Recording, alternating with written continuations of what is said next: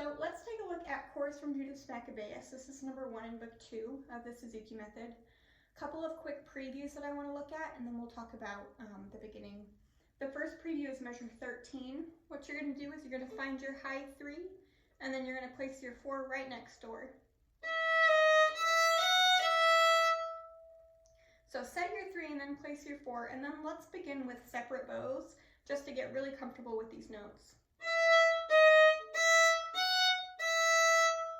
After you do that a bunch, you can do hooked bows.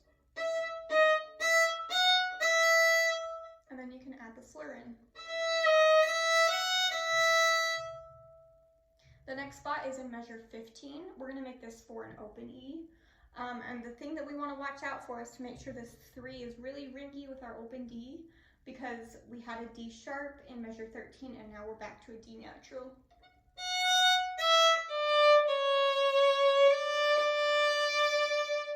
So that whole line sounds like this.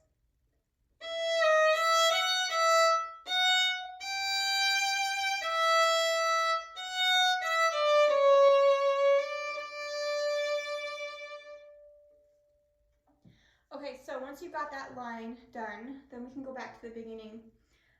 The rhythm can be a little bit tricky in this piece, so I like to think about each quarter note being the word pizza.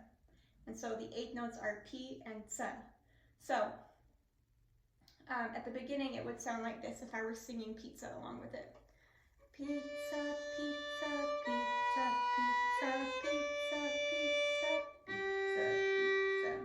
As I do that throughout the piece, it helps me separate the 8 notes from the quarter notes and get the rhythm really exact. Now the next thing that I want to talk about in this is our bow. So in book 1, we mainly stayed in the middle of the bow. We would venture out of our tapes a little bit, but now you shouldn't have any tapes on your bow, except for maybe a sounding point one. And now we're just going to start experimenting with using our whole bow. So we want to make sure that our bow is straight from the frog to the tip, and that when we're at the tip, we're just going as far as our arm will take us. That's as far as my arm is straight. If I move my bow all the way to the tip, it starts to get crooked. So I'm just going until my arm is straight. So